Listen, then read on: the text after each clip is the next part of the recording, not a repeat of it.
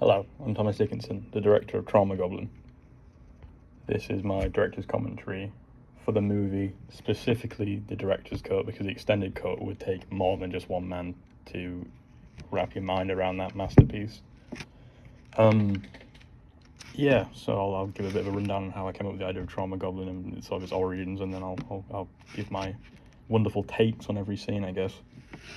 Trauma Goblin came to me in my second year of college. I'm in my third year now, and it always sort of was this like idea of like, that's so strange, and I thought it was hilarious and sort of B-movie horror.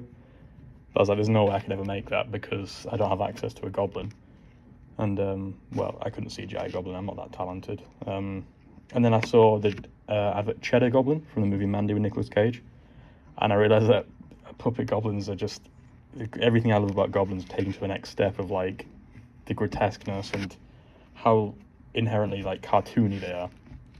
So I decided for my FMP this year I would make Trauma Goblin a reality, I guess. I made the goblin, hired my friend Kit to be in it, and recorded at my friend Erin's house. So without further ado, I'll do a scene breakdown of the movie, I guess. If you hear it clicking, that's me in the mouse, so I can get this pinpoint accurate for you all.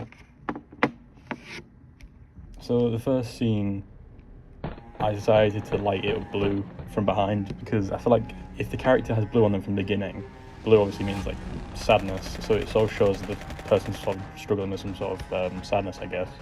And from behind, it was sort of like a POV shot you would see in like a creature feature, like don't know, like Chucky maybe, or Child's Play. I don't know if that's somebody a creature. The war film itself that you've just seen was supposed to be like very cheesy and poor quality, but that was like a blanket because it allowed me to make it bad, basically. Like I didn't have to put too much effort on it, even though I had to mask the hell out of the thing. I didn't need to, you know. This advert with Erin, the one that brought the house in the Trauma Goblin facility, I guess. She was due to do an advert. I think that's the most conventional one. The Trauma Goblin advert itself, where I used operatic music, I just thought that was just bizarre, but it really works. Like it comes into this sort of I'll get back to that thought. But that split screen shot was something I really wanted to do, to show sort of how the character had used all these tried and true methods and was at like the end of the sort of straws, you know. I think it comes across quite well. The intro, I like the font, and this bit in a minute, the transition. I was really happy when I got that because that's sort of perfect. It's not too dramatic, but it's smooth enough to actually transition. A lot of shots in this are blurry as all can be. This bit's great. Elsie provides the voice, and a friend of mine. The whole thing's blurry, and I guess that's because like filmmaking's not really my forte. This music's great. It's like I chose this because it's sort of like French, like Italian horror type thing. It's got like a Jacques Tati / I don't know if you've seen the movie Stage Fright from like the 80s. That's very, very much in the vein of this music. That shot before was the first CGI shot with the newspaper. That's CG, and this next shot in a second, that's CG. That haunts me, to be honest with you, because I don't think I want to do it anymore. I just wish my footage hadn't have corrupted, which it did when I was making the project, so I had to go back and film things with green screen or blue screen. Blue screen's what I used. I could have panned it off as like a creative decision, but I feel like Trauma Goblin on its own works. That beat a second ago. Trauma Goblin on its own works, so why just change it? This shot in a second, again, is CG, but I think because it works, and also it's red because of Popeye. The movie Popeye, I watched that halfway through production, changed my idea for that shot because of the scene where the bad guy turns red. Or turns everything red. This scene, again CG, but this time the main actor Kit is upset, but like laughing about it. So it's like he went from sad to happy over this thing that shows the trauma transposition has sort of worked, but too well. I got to speak to you.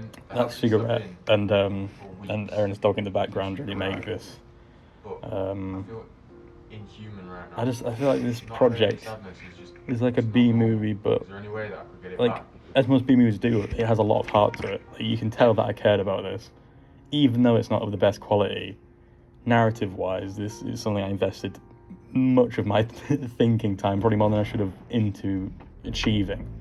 This music here, the 111, that is a slowed down version of the music that played earlier when the goblin was walking. Hang up the phone. POV. And the quick shot was sort of like anymore. reminiscent of Evil Dead. Isn't real. It's not Yeah, again, meaningful. green screen. It's artificial. You have to turn me back. And I had to warp stabilize it so everything goes a bit weird, which I guess kind of looks right, but it's still strange. Elsie's voiceover, incredible. This shot in a second is definitely something I would make, but it's still very odd. And then yeah, stands up and goes to black. And who is the real goblin? And the credits play. In terms of like who's the real goblin, that's not something I've ever really put thought into as much, because obviously Goblin Kit could have died, or Kit could have died, and it doesn't really make a difference if I'm totally honest. It was just my way of having like an ending, like the movie The Thing, where it's like ambiguous, leaves people thinking, but on a smaller scale, because obviously The Thing is like a masterpiece and mine's just Trauma Goblin.